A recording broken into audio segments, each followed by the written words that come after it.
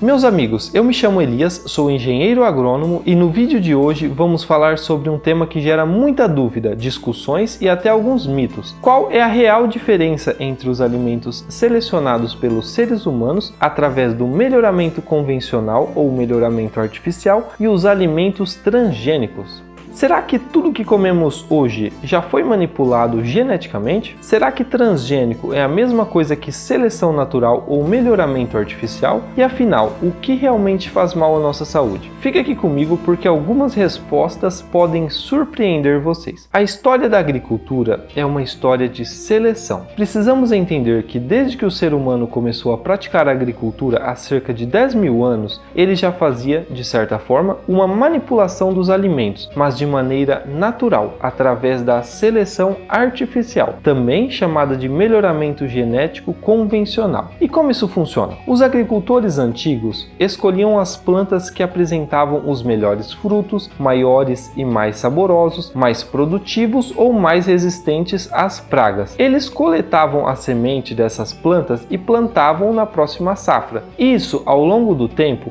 fez com que as espécies cultivadas se tornassem muito diferentes das plantas selvagens originais. Por exemplo, o milho que conhecemos hoje, com grandes espigas cheias de grãos, nada tem a ver com os milhos selvagens, que eram uma planta com espigas minúsculas e poucos grãos. O mesmo aconteceu com o tomate, a cenoura, a banana, o trigo e praticamente todos os alimentos que consumimos atualmente. Portanto, praticamente tudo o que cultivamos e comemos é resultado de milhares de anos de seleção genética feita pelo ser humano, de forma natural, sem intervenção direta do DNA. O que são, então, os alimentos transgênicos? Transgênicos é aqueles alimentos que receberam, através da engenharia genética, um gene de outra espécie para desenvolver uma característica específica. Isso permite que os cientistas façam cruzamentos que a natureza jamais permitiria, como por exemplo, inserir um gene de uma bactéria em uma planta. Um exemplo prático é o milho BT, que recebeu um gene da bactéria Bacillus thuringiensis, fazendo com que a planta produza uma proteína capaz de combater pragas específicas, como a lagarta do cartucho. Isso reduz inclusive o uso de inseticidas nas lavouras. Outro exemplo é a soja resistente a herbicidas, que facilita o manejo das ervas daninhas. Melhoramento convencional versus transgênicos. Entenda a diferença. Na seleção convencional, cruzamos plantas da mesma espécie, escolhendo as melhores características de forma natural, dependendo da variabilidade genética que já existe na espécie. É um processo mais demorado, podendo levar anos ou até décadas. Nos transgênicos, a biotecnologia permite a transferência direta de genes entre espécies diferentes, de forma controlada, acelerando o processo de desenvolvimento das plantas com características muito específicas,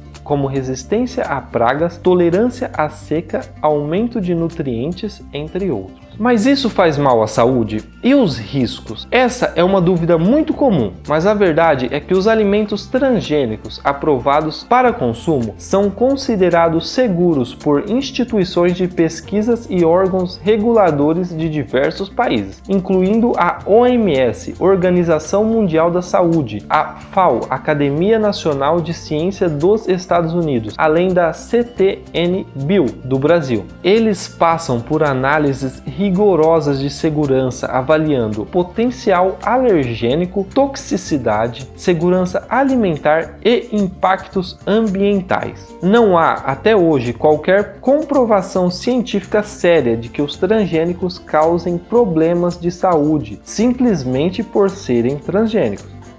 Mas pessoal, atenção! O verdadeiro vilão da saúde não são os transgênicos, são os ultraprocessados. Enquanto muitas pessoas se preocupam erroneamente com os transgênicos ou com alimentos geneticamente selecionados, o verdadeiro problema está no excesso de alimentos ultraprocessados. Esses alimentos são ricos em gorduras saturadas e hidrogenadas, açúcares em excesso, sódio em grandes quantidades, aditivos químicos, corantes, conservantes conservantes, emulsificantes e aromatizantes artificiais. O consumo exagerado desses produtos está diretamente associado ao aumento de diversas doenças crônicas como obesidade, diabetes tipo 2, hipertensão arterial, doenças cardiovasculares e principalmente diversos tipos de câncer, segundo a própria OMS e o INCA. Portanto, meus amigos, o problema não está no arroz, no feijão, no milho, na soja ou na banana, sejam eles geneticamente selecionados ou até transgênicos. O problema está na bolacha recheada, no salgadinho, refrigerante, embutidos, enlatados e comidas prontas industrializadas. Impactos e desafios na agricultura moderna. Tanto o melhoramento convencional quanto os transgênicos são ferramentas que vieram para ajudar na produção de alimentos, especialmente diante dos desafios atuais como crescimento populacional, mudança climática, escassez de recursos hídricos. Ambos têm vantagens, mas também trazem desafios como dependências de tecnologias, discussões sobre patentes de sementes, resistências de pragas e plantas daninhas que podem surgir ao longo do tempo. Afinal, o que devemos comer? O caminho, pessoal, é muito claro. Priorizar alimentos in natura ou minimamente processados, como frutas, verduras, legumes, arroz, feijão,